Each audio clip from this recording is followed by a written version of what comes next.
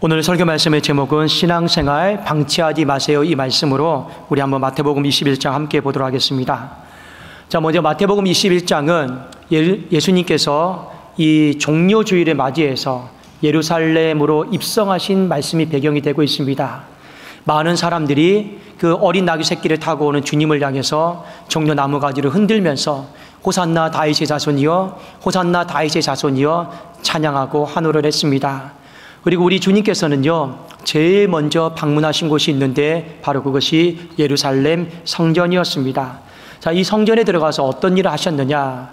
성전에 있는 모든 매매하는 자들과 그리고 돈 바꾸는 사람들 상을 다 갈아엎으시고 드러내시고 깨끗게 하시고 정결케 하셨습니다. 보통 이것을 성전 정화 사건, 성전 청결 사건이다, 이렇게 이야기를 하고 있습니다. 자, 먼저 참고로 이 예루살렘 성전에 대한 어떤 유래, 지금의 이 모습에 대해서 잠깐 말씀을 드리겠습니다. 자, 솔로몬이 지었던 예루살렘 성전은요, BC 586년에 바벨론의 침공으로 인해서 완전히 파괴가 되었습니다. 그리고 이 바벨론 포로 땅에 끌려갔던 사람들이 1차, 2차, 3차로 포로 귀환을 하게 되었는데 그 포로 귀환자 중에 한 명이 수룹바벨이었습니다. 수룹바벨이 돌아와서 성전을 지었고, 그리고 이 성전을 기반으로 해서 이 개축했던 것이 바로 예루살렘 성전이었습니다. 자, 이 성전 공사는 주전 19년에, 그러니까 AD 19년 전에 이루어졌고 8년 후에 헌당이 되었고, 그리고 주 64년, 그러니까 AD 64년에 완전히 준공이 되었습니다. 자, 그런데 역사적으로 보면 로마의 티토 장군이 이 주 70년에 예루살렘 성전의 지성소까지 들어와서 정말로 군합발로 성전을 다 밟아버리고 예루살렘 성전을 파괴시켰습니다. 자, 이 파괴되기 직전에 예수님이 먼저 오셔서 성전 정화를 하셨는데 깨끗게 하시고 정결케 하지 않으면 장차 역사적으로 이 성전도 다 파괴될 것이다.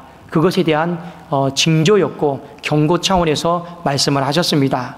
자, 오늘 말씀에 보면 예수님이 성전에 들어가셨다라는 말이 나옵니다. 자, 성전은 크게 바깥과 뜰과 그리고 중심으로 이루어져 있습니다. 이 바깥을 보통 뭐라고 얘기하냐면 이방인의 뜰, 그것을 헬라어 단어로 보면 히에론이다라고 하는 단어를 쓰고 있고요. 우리가 성전 안에서 하나님을 만나는 그 예배의 중심지는 또 다른 단어를 쓰고 있어요. 어떤 단어를 쓰냐면 나우스다라고 하는 단어를 쓰고 있습니다. 자, 그런데 예수님께서 오늘 나우스, 이 지성소까지 들어가신 것은 아니고 이 바깥뜰, 이방인의 뜰에 들어가셔서 오늘 이런 일들을 행하셨습니다. 자, 이방인의 뜰이 사람들이 제일 많이 모이는 곳이에요. 제일 많이 모이는 곳에서 예수님께서 오늘 의미 있는 일을 하셨는데, 이곳에서 대략적으로 어떤 일들이 벌어지냐면, 자, 양떼들을 돈으로 바꿔요. 하나님 앞에 드릴 재물들을 막 팔았습니다. 돈으로 환전하고 바꾸는 일들을 이곳에서 참 많이 했습니다. 자, 본문을 통해서 한번 구체적으로 보면 예수님께서 이 성전의 역할을 제대로 수행하지를 못하니까 이곳이 시장터가 되어 있으니까 오늘 이 일들을 행했어요. 자, 한번 마태복음 21장 12절 13절 한번 제가 읽어드릴게요. 예수께서 성전에 들어가사, 성전 뜰에 들어가신 거예요. 성전 안에서 매매하는 모든 사람들을 내쫓으시며 돈 바꾸는 사람들의 상과 비둘기 파는 사람들의 의자를 둘러 엎으시고 그들에게 이르시되 기록된 바 내 집은 기도하는 집이라 일컬음을 받으리라 하였거늘 너희는 강도의 소굴을 만드는도다 하시니라. 그러니까 주님이 오셔서 딱 보니까 강도의 소굴이에요. 강도의 소굴입니다. 그리고 왜 이때 당시 이방인의 뜰에 돈 바꾸는 사람들, 매매하는 사람들, 성전에서 예배드릴 때 필요한 물품을 파는 이런 상행위들이 왜 이루어졌느냐? 나름의 이유들이 있습니다.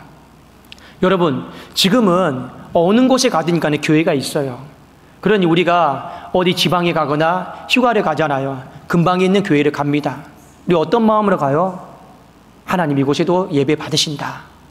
근데 이때 당시에는요, 예배를 드리시는 곳이 딱 한 군데밖에 없었습니다. 바로 예루살렘 성전이에요. 그러니 멀리 흩어졌던 사람들이 절기나 어떤 명절 어간에 하나님 앞에 예배를 드리려고 온단 말이에요. 하나님 앞에 예배를 드릴 때 빈손 들고 오지 않았습니다. 드릴 재물을 가지고 왔어요. 그럼 하나님이 가장 기뻐하시는 양떼나 소떼나 염소떼, 비둘기떼들을요 들고 왔단 말이에요. 근데 문제는 뭐냐? 그 먼 길에서 어떤 데는 100km가 넘어요. 200km, 300km가 넘어요. 그 먼 길에서요 양떼들을 이끌고 오다 보면 양이 시름시름해져요. 지쳐 있어요. 그러니 이미 성전에서 왔을 때 하나님 앞에 드리려고 하다 보니 마음이 또 좋지가 않아요. 이런 여러분 애로사항들이 많이 있었습니다. 그런데 이들이 한 가지 깨를 내기 시작했어요. 그냥 이렇게 할 바야 우리 좀 편리한 길을 한번 택해보자.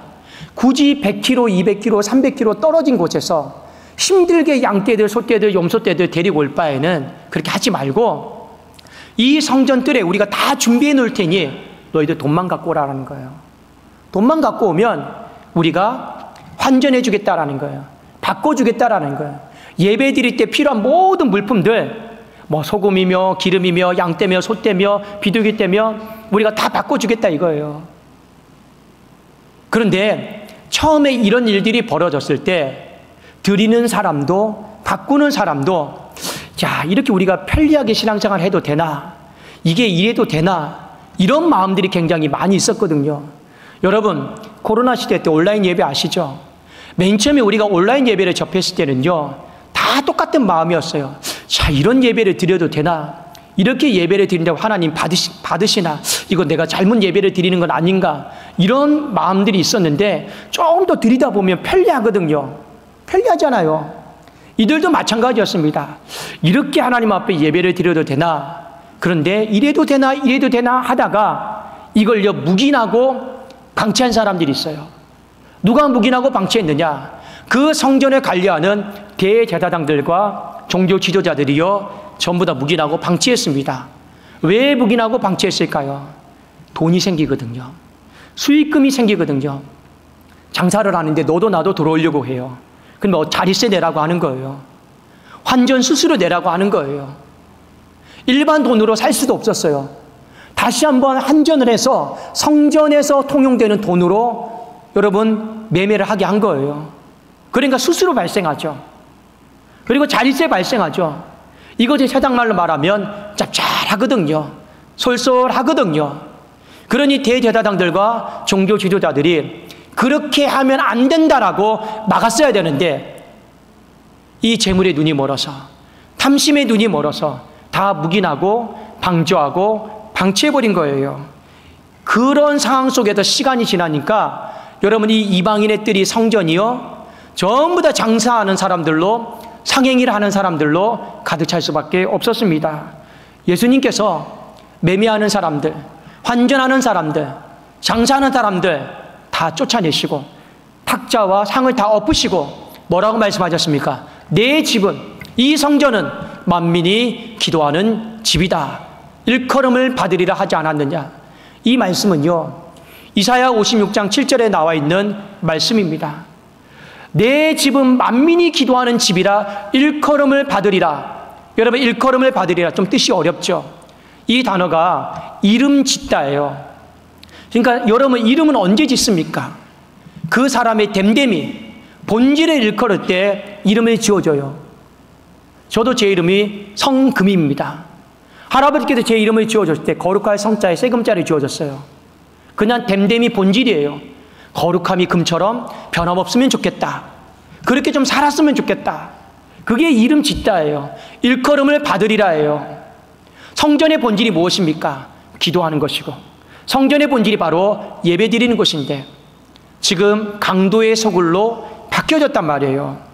왜 그렇게 바뀌어졌습니까?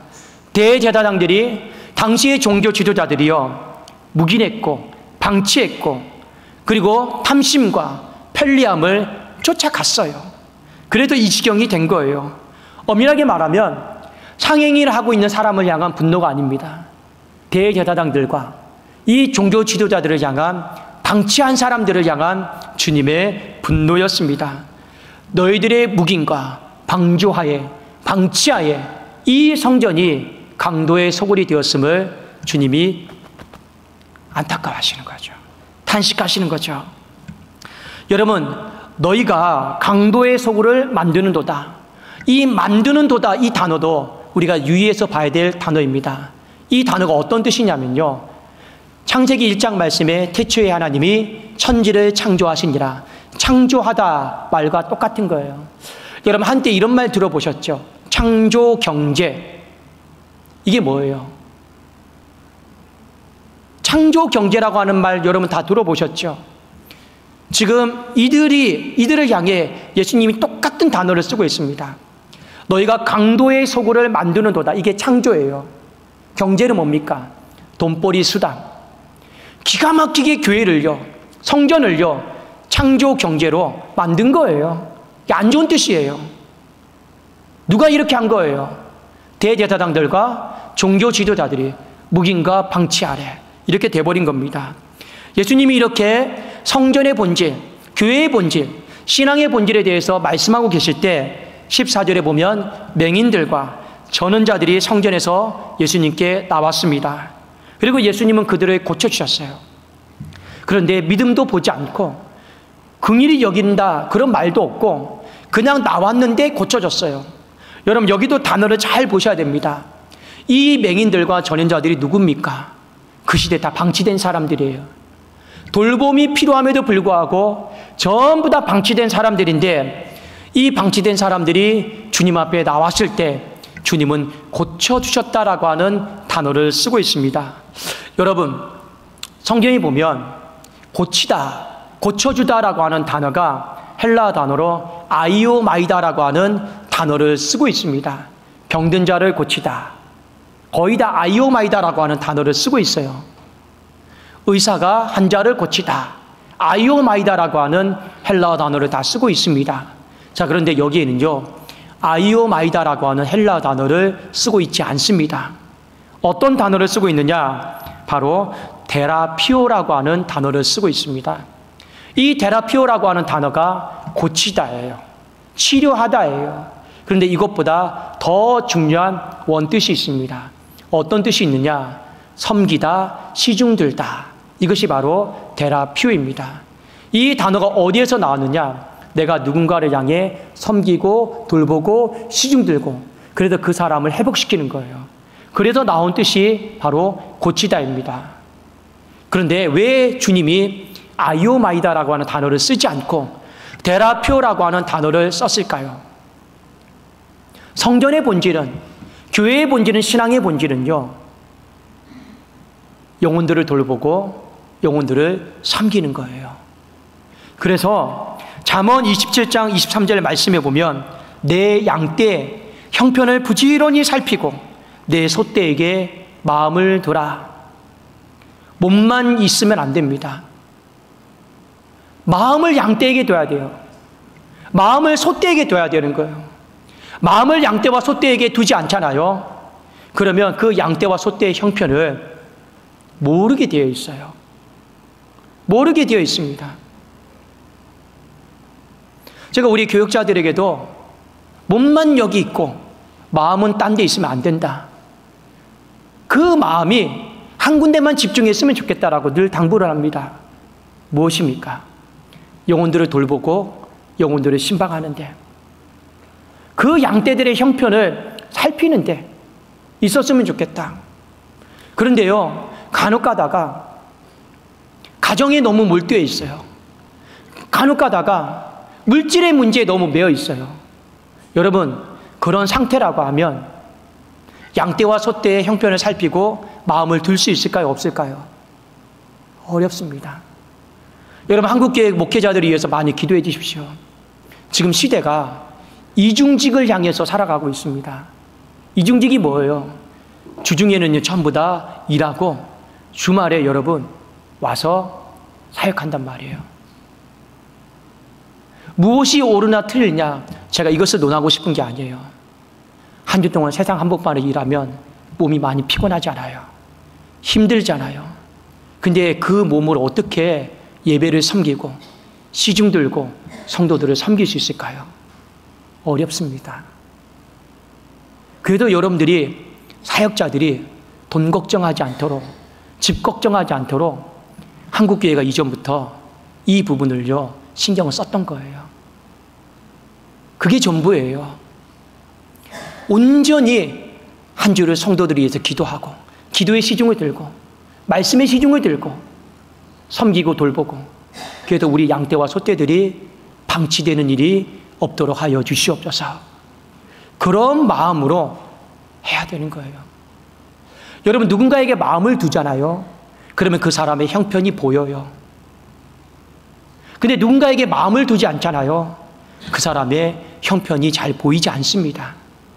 그래도 오늘 말씀에 보면 양떼와 소떼에게 마음 좀 둬라. 방치하지 말고. 그러면 그 사람의 형편이 보일 것이다. 형편이 보여야지 살리잖아요. 오늘 그런데 이 전원자들과 맹인들이 갑자기 툭 왔어요. 왜 왔을까요? 다 방치되고 있어요. 교회의 본질과 신앙의 본질은요, 영혼들을 섬기고 기도하는 것인데 이게 지금 안 되고 있다. 그래도 주님이 오늘 이 부분을 언급을 하셨습니다. 여러분, 또 하나 대제사장들과 서기관들을요, 이 일들을 이상히 여기고 있다라고 성경은 표현하고 있습니다. 마태복음 21장 15절에 보면 대제사장들과 서기관들이 예수께서 하시는 이상한 일과, 이상한 일이라고 하는 게 뭐예요? 교회는 기도해야 된다. 교회는 예배드려야 된다. 신앙은 서로 돌보고 방치하지 말고 기도해줘야 된다. 이 모든 일들을 설명하시는 것을 이상한 일로 생각하고 있어요. 이 이상한 일이다라고 하는 건 어떤 뜻이냐? 받아들이기 어렵다. 이해하기가 어렵다라는 거예요. 여러분, 왜 예배를 드립시다. 기도합시다. 하나님 앞에 드립시다. 섬깁시다. 이게 왜 받아들이기 어려워요?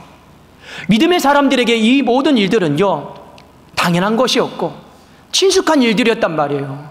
근데 왜 당연하고 친숙한 일들이 이제는 이상한 일이 되어버렸습니까?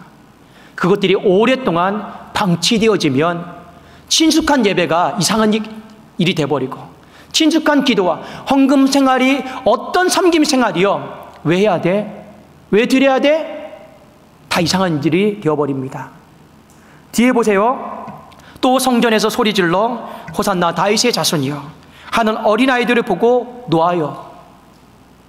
말씀 중에 어린아이들이요, 주님을 향해서 호산나 다윗의 자손이여 찬양했습니다.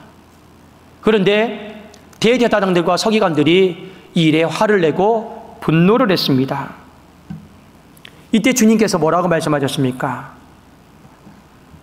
마태복음 21장 16절에 보면 예수께 말하되 그들이 하는 말을 듣느냐? 예수께서 이르시되 그렇다.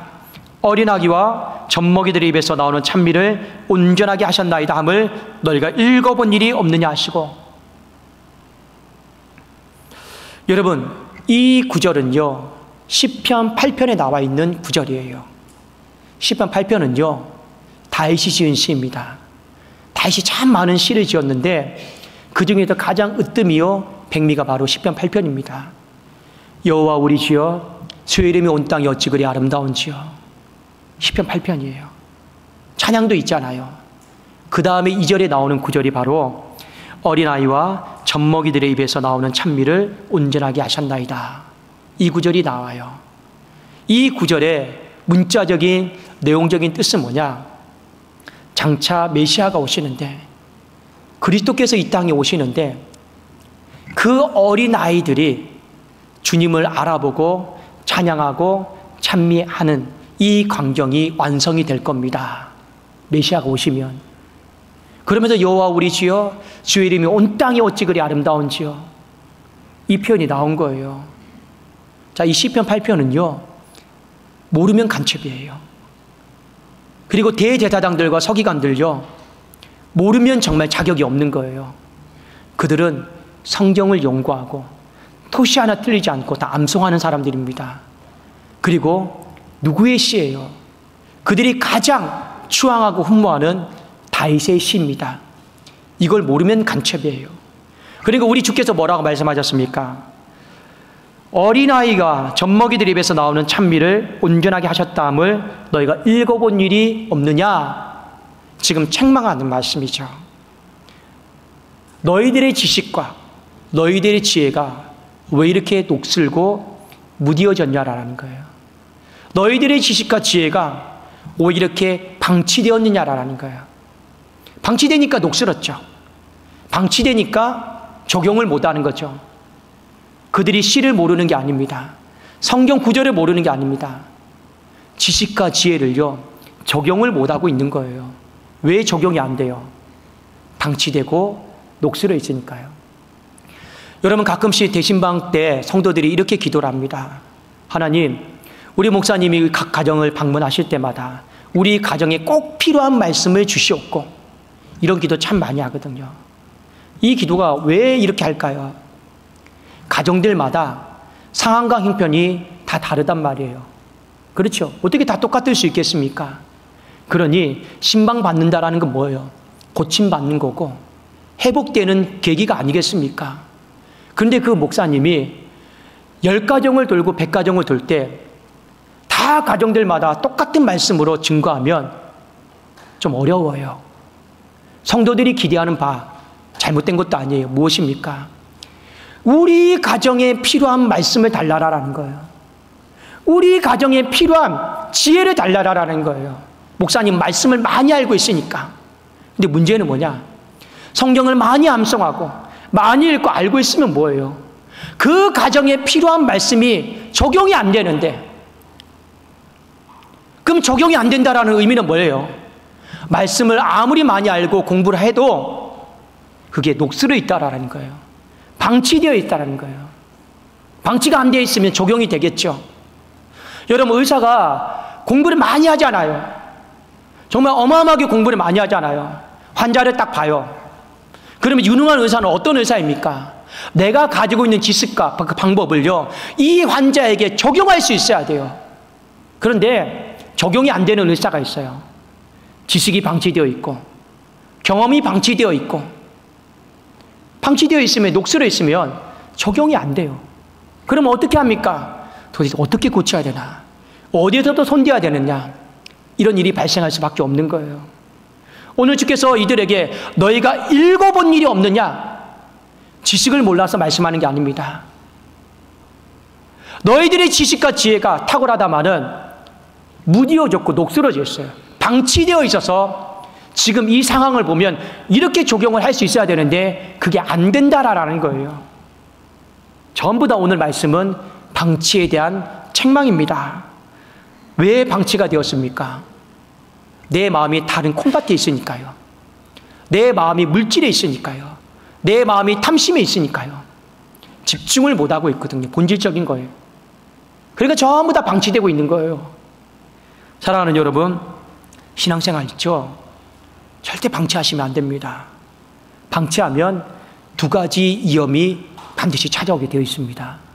첫 번째는 뭐냐? 내 마음의 성전이, 우리 교회가 강도의 소굴이 되어버립니다. 그냥 여러분 방치했다고 해서 4번 드리던 예배가 한 번으로 주는 게 아니에요. 방치한 순간에 여러분의 마음은 강도의 소굴이 되고, 교회는 강도의 소굴이 됩니다. 강도의 소굴은 어떤 의미냐? 내 생명이 노략질 당하고, 내 마음이 탐심으로 쌓여지고, 내 마음이 하나님이 기뻐하지 않는 더러운 것들로, 대적하는 것들로 가득 채워지게 되는 거예요. 그래서 우리 성도님들, 방치하면 첫 번째 위험성이 강도의 속을 돼버립니다. 방치하면 어떤 일이 발생을 하느냐? 이 영적인 무감각과 이 무지가 깊어져요. 깊어집니다. 그러면 그 결과가 뭐냐? 친숙했던 예배가, 친숙했던 기도회가, 친숙했던 헌금 생활이, 친숙했던 섬김들이요, 이상한 일로 여겨져요. 받아들이기가 어려워져요. 그러면 나중에 꼭 이런 말을 합디다. 왜 헌금 드려야 됩니까? 왜 예배 드려야 됩니까? 왜 그렇게 해야 됩니까? 편리함을 찾아요. 방법을 찾습니다. 여러분, 한번 우리 옛날에 할아버지 할머니들이 80년대, 90년대 초창기에 어떻게 신앙생활을 했는가를 잘 살펴보십시오. 한국 기독교 역사에 보면 평양 대붕에 그 불씨가 있었어요. 그런데 어떤 엄마는 아기를 안고 저기 부산에서 400km를요 걸어왔어요. 그것이 전혀 하나님 앞에 문제가 되지 않았어요. 더운 거요? 전혀 문제가 되지 않았어요. 아프고 힘든 거요? 아무것도 예배드리는데 문제가 되지 않았습니다. 이스라엘 백성들이 100km, 200km, 1000km 떨어진 곳에서 처음에 양떼들 데리고 오는 거 아무런 문제가 되지 않았습니다. 그런데 누군가가 그걸요 편리함을 쫓게 만들고 그리고 묵인하고 방조하고 방치하면서 여기까지 오게 된 거예요. 근데 보세요. 방치하니까 그 예배 잘 드리던 주일학교 때까지 예배 잘 드리던 내 자녀들이요 청년들이 되어서 예배가 이상한 일로 여겨져요. 오히려 나중에 이렇죠. 엄마, 아빠, 왜 예배를 드려? 왜 멀리까지 가서 예배 드려? 그냥 집에서 편안하게 온라인 드리지. 근데 다 돌아보면요 기도에 참석하고 그래도 한 번쯤은 성경학교 수련회 들어가서 눈물 콧물 쏟고 정말 천부의 의지 없어서 두 손 들고 나가면 했던 애들이란 말이에요. 뭐 기도한다고 뭐가 달라져? 지금 이래버려요. 그들에게 예배와 기도와 이 모든 것들이 이상한 일로 여겨져요. 헌금 생활요 그렇게 힘들게 벌어서 누구 먹여 살리려고 교회 배부리려고 이제는 이상한 일로 다 여기는 시대가 돼버렸습니다. 그런데 그렇게 말하는 사람들 한때는 그 예배가 되게 친숙했어요. 그 찬양이 되게 친숙했어요. 그 하나님 앞에 작은 것을 드려도 마음이 기쁘고 친숙했는데 방치되고 나니 친숙했던 모든 것들이요 방치의 깊어짐과 비례해서 이상한 일로 바뀌게 되었더라라는 거예요. 그만큼 방치하는 신앙이 위험하다라는 겁니다. 이런 사람들에게 다시 예배드리자, 기도하자 하면 쉬울까요? 어려울까요? 어렵습니다. 그러나 여러분 우리는 포기할 수가 없습니다. 내 힘과 능력으로 내 마음 안에 있는 탁자들, 매매하는 탁자들, 그 돈들, 의자들 치우기가 어렵습니다. 왜요? 우리는 미련이 많거든요. 이것이 가져다주는 이익이 크거든요. 그러니까 내 힘과 능력으로 이 탁자 무거워서 못 옮겨요. 이 의자 미련이 생겨서 못 치웁니다. 그러나 여러분, 주님은 치울 수 있어요. 그러니 주님 앞에 이 방치된 신앙 앞에서 안 된다라고 하지 말고 어렵다라고 말씀하지 마시고 이번 한 주 이 기도를 주님 앞에 꼭 드리십시오. 주님, 내 신앙이 많이 방치되었습니다. 내 남편의 신앙이, 아내의 신앙이, 자녀의 신앙이 다른 누구 때문이 아니라 나의 묵인과 나의 방조하에 너무나도 많이 방치되었습니다. 근데 지금 내 말을 듣지 않아요. 탁자를 옮기려고 해도 의자를 옮기려고 해도 옮겨지지가 않습니다. 이대로 가다가 멸망길입니다. 주님, 내 마음 안에 들어오셔서 정말로 내 마음의 탁자를 갈아엎어주세요. 치워주세요. 엎어주세요. 주님께 도움을 요청하십시오. 그러면 반드시 주님께서 그 무거운 탁자를요, 굳어버린 탁자를 옮겨주시고 그 미련 많은 의자를요, 그 상들을요 다 둘러 엎어주십니다. 다른 것에서 방치된 신앙을 회복할 방법을 찾지 마십시오. 답이 없습니다. 정말 이 부분을 놓고 인격적으로 진심으로 하나님 앞에 기도하셔야 됩니다. 그리고 여러분 회복을 위해서 기도하십시오. 주님, 우리 가정 안에 내 안에 방치된 신앙이 회복되기를 원하는데 주님이 내 집은 만민이 기도하는 집이라 말씀하셨던 것처럼 다시 한번 기도 생활이 회복되어지게 하시고 예배가 더 늦기 전에 회복되어지게 하여 주시옵소서. 하나님, 말씀을 읽어도 머리에 지식만 넣고 늘어서 판단하고 정죄하는 말씀 되지 않게 하시고 생명을 살리는 쪽으로 잘 적용할 수 있도록 이 말씀의 지식과 지혜를 하나님 방치된 지식과 지혜가 되지 않게 하여 주시옵소서. 그런 마음을 가지고요, 하나님 앞에 회복을 놓고 기도하십시오. 저도 기도할 것입니다. 저도 무엇을 놓고 기도할 거냐? 혹여 나도 성도들을 바라보면서 마음이 없고 형편을 살피지 못했던 삶이 있다라면 저도 하나님 앞에 회개할 것입니다. 저도 저는 자들이 제 앞에 지나가고 눈먼 자들이 제 앞에 지나갔음에도 불구하고 마음을 두지 않고 형편을 살피지 않으면 말미암아 기도하지 않고 아이 괜찮겠지 하고 아니란 마음을 가진 것이 있다라면 저도 이번 한 주 제 자신을 돌아보고 다시 한번 하나님 앞에 기도할 것입니다. 우리 모두 다가 마찬가지입니다. 내 안에 방치된 곳을 찾으십시오. 그리고 그것을 하나님 앞에 주님께 도움을 요청하고 옮겨달라고 기도하십시오. 그리고 이번 한 주 다시 한번 우리의 마음이, 우리 교회가, 가정이 정결해지고 깨끗해지기를 우리 주님의 이름으로 축원합니다. 기도하겠습니다.